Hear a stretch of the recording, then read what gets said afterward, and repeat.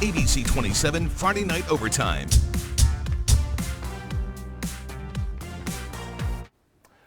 Welcome to Friday Night Overtime. It's weeks 3 for our teams in South Georgia and week 2 of the season for our friends in the state of Florida. I am Kyle Logan. And I'm Brian Jackson, hanging out pretty late on this Friday night. Yeah, we are. Of course, it's a busy night of high school football now that it's back in the state, back in both states, man, Brian. welcome back.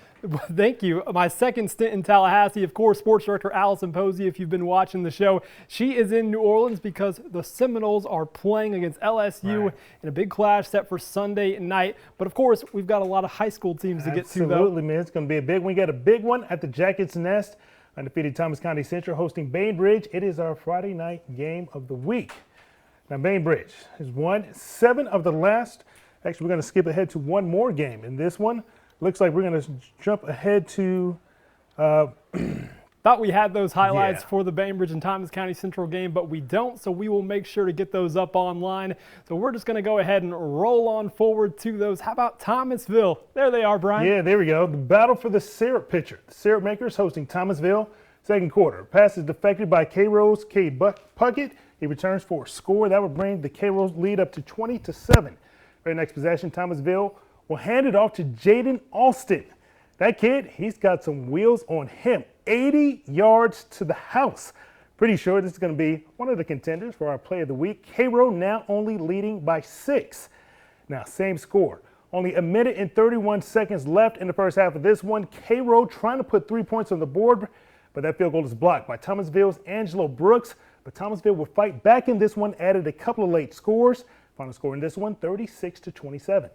Now, staying with a Thomasville team, the Brookwood Warriors have had quite the first couple of weeks. 2 wins and 94 total points. And the guys sought win number 3 tonight as they made their first trip to Florida this season. The Warriors making their way to Tallahassee, a humid night at Maclay on a night that would belong to the home team. The Marauders striking first, late 1. Michael Grant looking for and finding George Grant all alone. And Maclay goes in front 7-0. But the home team was not done, and those two would have a night. Early 2, Grant rolling, and he spots his man Brian looking downfield and check the grab from Grant. Maybe nice another play of the week nominee, but that would set up this. Later in the drive, Grant this time to his left, finding Nash Bashirs. The Marauders led 16-0 at the half, and they go on to win big, 46-7. A lot of scoring in that one. North Florida Christian hosting the Mariana Bulldogs on a wet and muddy field. Dealt with a little bit of rain out there this Friday night. Jumping straight into the third, quarterback J.P. Pickles. He's got one of the best names in the Big Bend. Calls his own number, rushes in to increase the Eagles' lead to 14-zip. A few drives later, Mariana senior running back Giovanni Womble. Scott rumbles his way into the end zone for the Bulldogs touchdown. And with the clock running down in a one-possession game, it's J.P. Pickles again. He's going to be one of my favorite kids this Friday. He's a good Calls one. his own number in for the score. Eagles win 21-7. Cheerleaders, you know what to do. Take us to break. We're the Maclay Marauders, and you're watching Friday Night Overtime on ABC 27. Central goes on to get the big win tonight, 35-14. And those sounds of the band on a Friday night, how about we let the Cairo, our band of the week, take it away for us?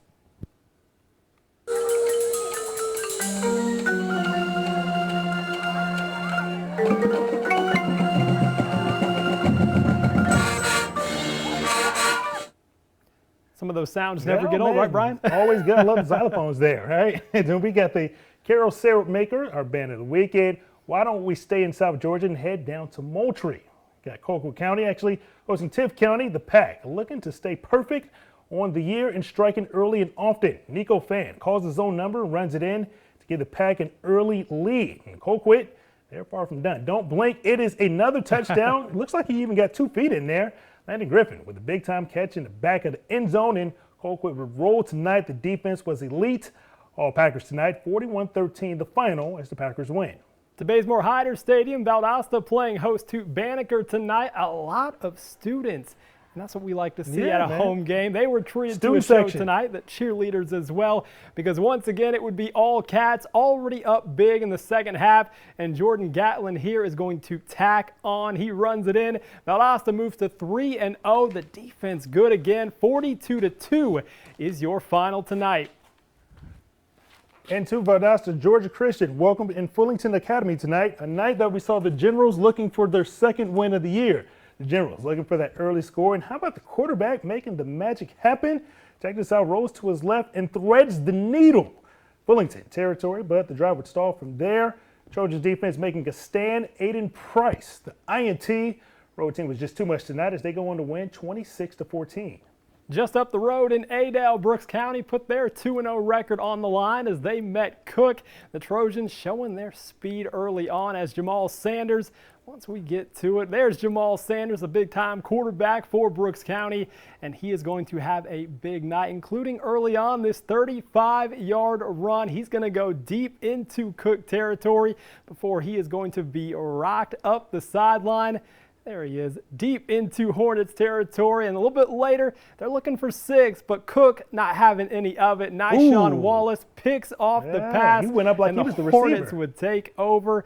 But the Trojans, Brian, they would still strike first. Sanders, the quarterback, but he's also the punt returner for this team. Kid's gotta do How about everything. we're going to just watch him work from midfield. He's going to find his way to the sideline, and then turns the he is corner. going to find a lot of room.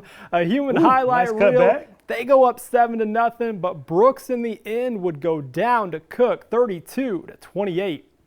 And elsewhere, St. John Paul II opened the season with a huge win, arguably the biggest win of their program ever, topping Rickards 35-33. At home tonight against Jefferson County, senior night for the Panthers. Running back Jaden Walden helped give the Panthers a 7-0 lead following a touchdown run.